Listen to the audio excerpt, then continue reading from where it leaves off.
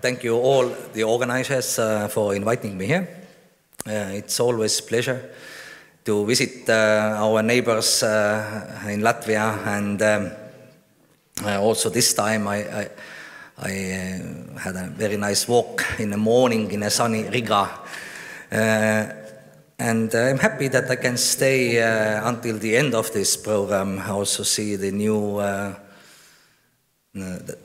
we'll see who is a winner of this year's competition, and then it will be a pleasure to meet more colleagues here. So I am representing one of the Eden destinations. We was the winner of the national contest in Estonia in 2009, and the theme of that year, 2009, was tourism in the protected areas. But of course, from the list of all these almost 10 themes, there is a lot of overlapping, as well as a lot of overlapping or this kind of integration between these segments, and cultural tourism. For me, it is exactly something like this. So here you see a photo taken by Martin Blume.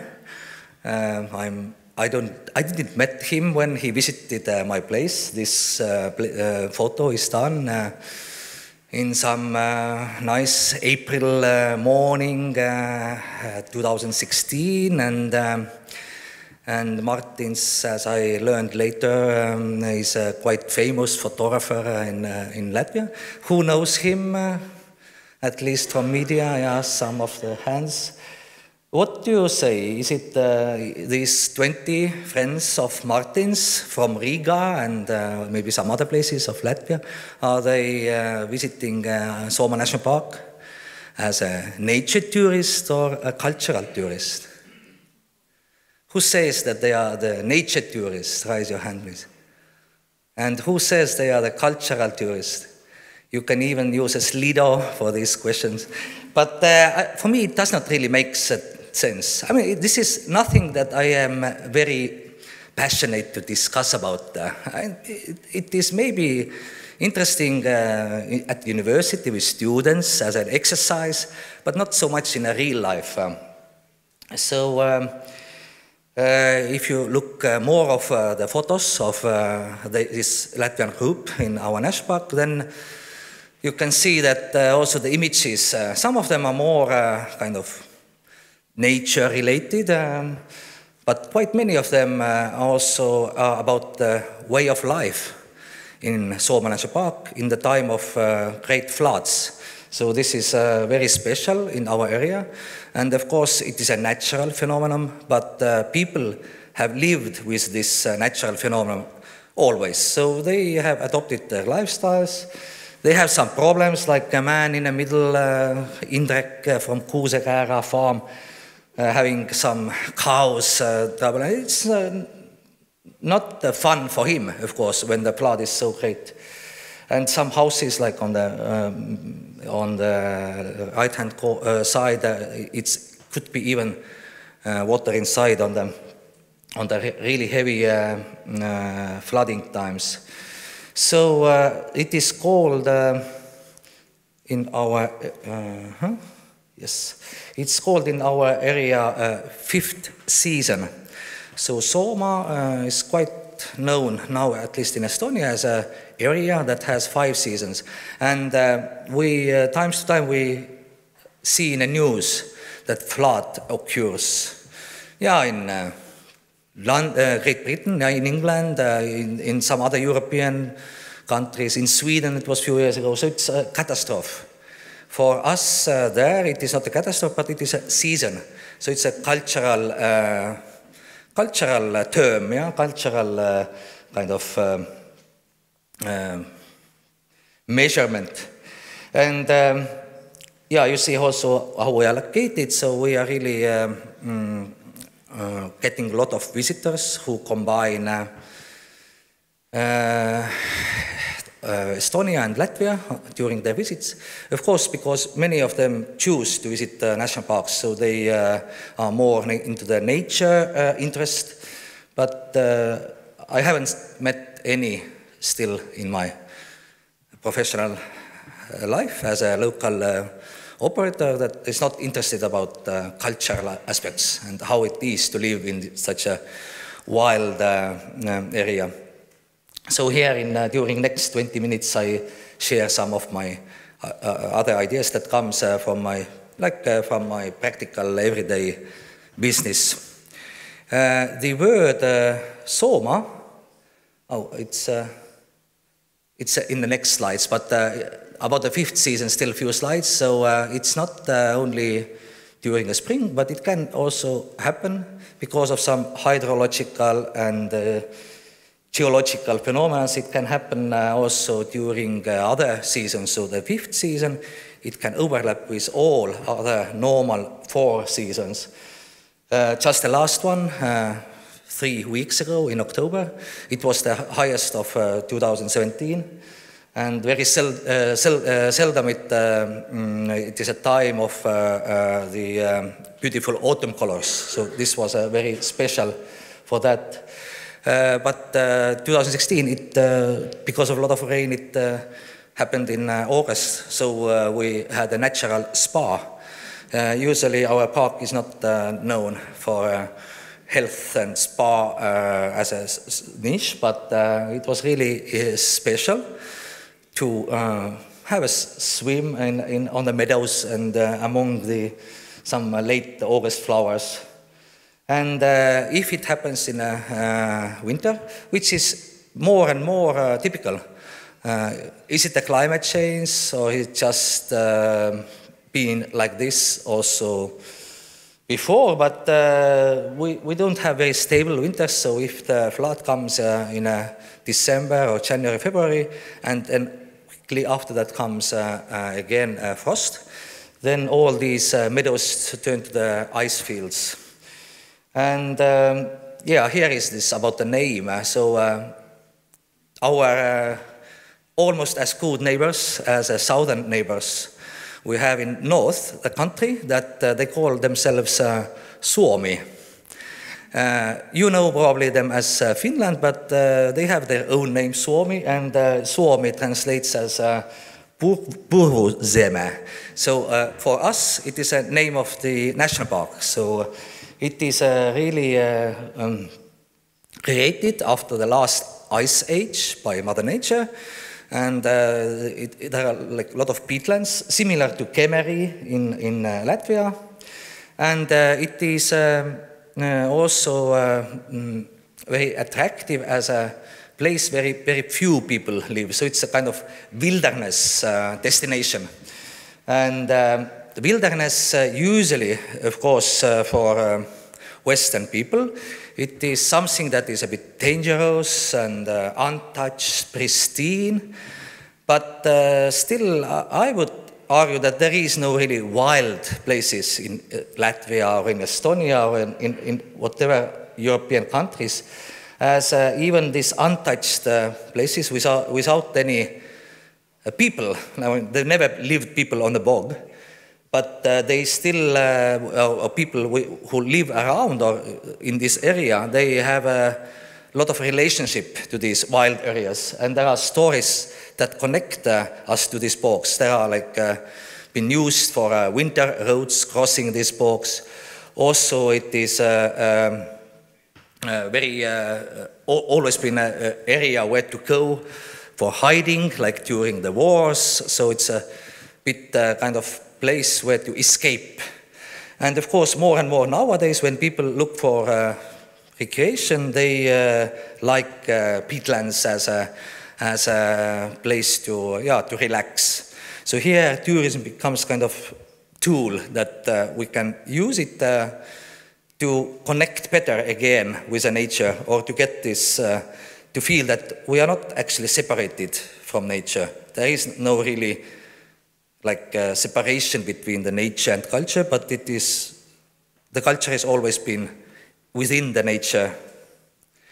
And there is a kind of relationship that as we as a businesses that we have to our place. Because the fact is that every place on the earth is unique already by just by geographical definition. Yeah, longitude and latitude is always different. So as a tourism business or as a destination manager, you should not be worried about the competition too much, because if you find out what are these real unique values of your place and you build the tourism offer on these values, and then you also support this sense of the place. So for peatlands, as it has been used for also for little like navigation or traffic across the bog, as in previous times, if you used to live on the edge of the bog and maybe the second village across the bog where your girlfriend or a boyfriend lived, then you crossed it also by wearing something similar to the snowshoes. We call it bog shoes. And this activity, bog shoeing, it's now during 10 years becoming really very well known among the foreigners that come to Estonia. So this is an activity that usual foreign tourists never have tried. And many people, if they come to a next place, they would like to do something that they do first time in their life. Also, of course, in a cultural tourism, the events, festivals and this type of gatherings around the cultural topics are typical. And here from the other edge of the park towards Viljandi town, the famous compositor, famous in Estonia, Mart Saar has born, and he has got all the inspiration by swimming in this bog pool. So now there is held concerts, the shortest night of the summer, where then people can come and listen to classical music when same time the sun is rising. So the story of the flood, of course, is, as I already said, something that is very important for us, and also that because of this natural situation, our park is an area where has been kept in everyday use the traditional one log boat or a dugout canoe made of an aspen log. So you take one large aspen and you form it like a form of cigar, then you carve it out and then you expand. So from a half meter long you get 1 meter wide boat. And as I have been involved in these activities now for 20 plus years, it's been always like an interesting, like an inner conversation for myself, like how we do it. You know, is it how we use it as some traditional cultural phenomenon, and to keep it still kind of not too much like yeah, like in a Disneyland. I don't know maybe the English right word, but the balance between the authenticity and the keeping this heritage and also using it in a tourism. These are these old guys who has been carried this tradition into nowadays. Left corner is a teacher of 2 other guys on a colored photos, and these colored photos was teachers for me and another 10 to 20 young men who has been learning this building process from them during the last 20 years. So something that is, I think, important when designing our offers is that usually people mix or they don't really see authenticity as something that we have today, but rather something that how it has been and how it is done before. But according to my experience, I'm sure many of you agree that visitors, they are not so much interested about this, how it has been, but more how we are today. So when guiding our guests, it's always something that interests them the most. How is the life and what is they have different questions. Also about our close past, like how it has been during the Soviet time, and these other more living questions, not so much about the history.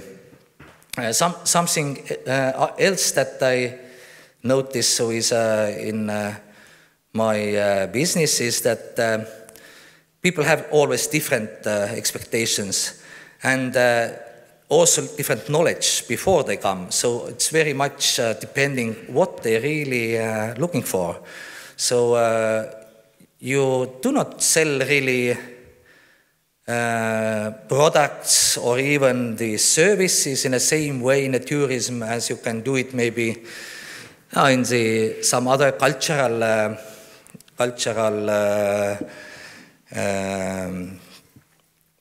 offerings, let's say concerts or theater, because here the tourists, they are participating.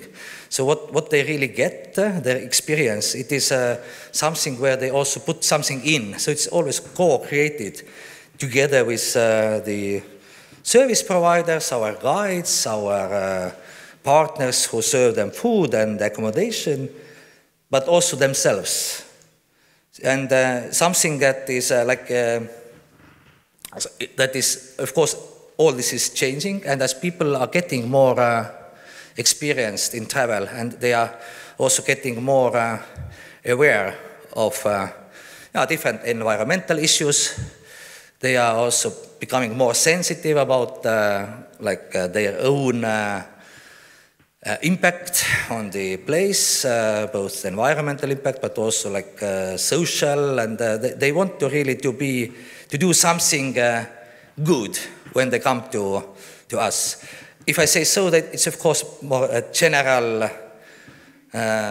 saying, but I could see this kind of trend, and even that there is a trend for something that is called now transformational tourism or transformative tourism, where this aim to learn and change is a part of the tourism program. Or of course it's even more up to the person who is a visitor, who is a tourist. So here as an example, it's a recent book by Lonely Planet, where they gathered around the globe 110 special experiences that people can join and learn or do something that could make them change. So as our dugout canoe course is in this, and of course it is a kind of small program. We don't have a lot of people who join this building course compared to those who join a guided day trips on a canoe or on a walk. But still it is something that maybe leads this change of how we develop our tourism offers. Already said before that this in a cultural tourism, it's all about people, and these are the local people who are our kind of backbone of what we do. Here on the photo you can see my colleague Al Girdas on the right hand side. He is also known as Mr. Flood by local people because he has been using now a scientific approach to understand how high the flood comes, when they come, and I mean, if it's already starting, when they come to certain road or to certain house and things like this. So he made a thesis work about flood tours. And one of our guides who is here with some berries, that leads me to one more aspect of our offer, and of course there is no cultural tourism without food. So it is sometimes for some people even like one of the main motivations to travel, but it's quite obvious that it is not always maybe the priority to come to our area, but everybody who comes to our park, and I'm sure it's very similar between our two countries, that everything that you can collect from nature, all the herbs, berries, mushrooms, and use it in your own cuisine for the dinner, breakfast, it is something that excites people.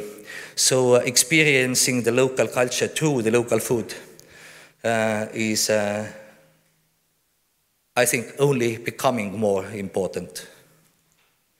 And another thing that also Xavier mentioned is sharing the stories. Of course, we do our own marketing, and we use more and more internet tools, everything that happens online.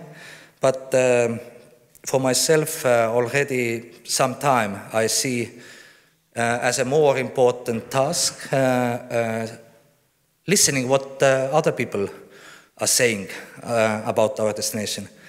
And yeah, just putting some effort to make it more heard. So as a tourist marketer, it's not so much about talk, but listen and select. It's called also curation. So curating what is told in online. And I think I come to the end of my presentation. So, of course, taste is important, but even more for a successful tourism experience is to think about, and of course to understand it, but also to try to, together with your customers, to make it for a real, that it's not only seeing and not only tasting, but also the other senses that we have as humans, and that makes our travel experience more memorable and more shareable, and something that we really want to advise also to our friends and audience. So, paldies. This could be a second word for Xavier to learn. Paldies, Aivar. That was good insight how you combined wild nature, showing how it could be integrated with this cultural tourist concept, and that it's the same. I believe we are not separated from nature. Absolutely. And I believe that this is even more true in Latvia and Estonia. Maybe not so much true anymore in Belgium or West. So one question from that perspective, because the national park has two objectives, like to save and inspire the people with nature heritage, but also with cultural heritage and landscape in between. And then we have the situation, the same in Estonia and here, that mainly the managers are people with biology education, and it's under the nature administrative level. So how you balance that? Because that's totally fine. But how it's administrated? We can discuss it. And the short version to the audience. My own perspective is not very different from yours, because I have never worked a single day in the management of the national park. I run a private business. This is what I have now doing for 20 plus years. And we also have like an NGO, the membership organization of other businesses that has 20 members, 22. So it's a very small organization. So it is a DMO somehow, but in Eden Network also we have very different members. So, but to answer your question, of course, it is very important that staff who work in the management of the national park, that they also at least share something that we from the tourism business have in our minds, and how we work and how we see what comes next and so on. We are quite lucky in Soomaa National Park because we have had a couple of processes, like also Eden, 2009, but the 2009 we joined some network called Pan Parks. Also Zukia Park from Lithuania joined it. I think this Pan Parks was in Latvia, but not really happened here. But anyway, it's not so different from also a network like Europe Park. Or this general idea is that you gather all these different interests, like conservation, local municipalities, local businesses, maybe some outside NGOs, ornithologists, or what the area is, and then you talk. And then you agree on something, and you put it on a paper, and it becomes your kind of plan. And I mean, there is no magic. There is no magic, but it's still the kind of challenge. It's not easy, yeah. Here and there, because of course we speak about the common human heritage and the wild heritage at the same time, and this perspective from the traveler. They see the things together. Even they are more motivated either for cultural or gastronomic delights. So those main motivations, that's important. We have some commentaries here from the audience, and the question here was, what is kind of motivation for cultural traveler? What is the main motivation? Because they are different. And the audience here, 44 have voted. Majority think that it's about this authentic experience. So they don't want the same that they have at home. But they are happy that it is different. We have some other thoughts that probably it's a kind of deeper willingness to learn about the other cultures, yes, other states, or this is kind of motivation to share my experience, my photos in the social network whilst traveling, so kind of social recognition, or some are saying this is just because to tick another culture, another cross, so kind of collection. But is there an option that people travel for cultural reasons and they want everything to be like at home? Yeah, this is here, but nobody voted. But so you can add please add one voice. That is why I have never been very passionate about all the standards in tourism. I mean, something is needed, a safety and stuff, but... Probably not only standards. One thing, I have the colleague, Professor Kalnec here, who worked with cultural tourism portrait some years ago, and there was an interesting discovery, what is interesting for businesses here, that cultural traveler spends about 25–30% more per day than the average tourist. So if we can say average tourist, but this is important. So every day close to 90 euros. If we count in Latvia, from the recent statistics, one household, they have about 60 euros for culture per month, so 30 euros for each person, if that's a couple, which is not a lot for culture and leisure, let's say. But that's always the average, so we don't count the averages. We need those who are the most interested, they spend money for that. Good, so let's stay on that. If there is something still to ask, Aivar will be here.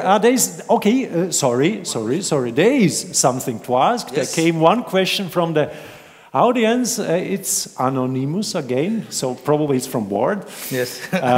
This is about the garbage, because we know that there's a lot of garbage after each visit of tourists in the cities, in the nature. And how can we be sure that, let's say, like Soomaa National Park could take even more tourists, that it's not disturbed? And you still have your clear message, what you would like to deliver as authentic experience. Yeah, I believe it's very similar in Latvia and Estonia. So this is kind of in our culture that there is not much garbage. Even if you compare it with European Union member states in the south. And of course, during this last 20 years, it is even becoming better and better, and people are separating it. And I think all this, like many people, I personally heard that they are really surprised when they come to Estonia first time, and they don't see that there is rubbish around the roads when they drive to country. Like it's not only in the park, but it's all over. And of course, in the park there is some system, like it is I think municipality takes care of some of it, and every business takes care about their customers. But of course, there are huge other problems in the nature protection now in Estonia. I think also we share it with Latvia, the deforestation supported by our politicians to fill the budget of the state. And we are not so happy as you maybe about all these details connected to the new railway from Tallinn to Polish. But it is themes that we can discuss. So let's have the discussion in the lunchtime or in the next coffee break. But thank you for your presenting. You have the same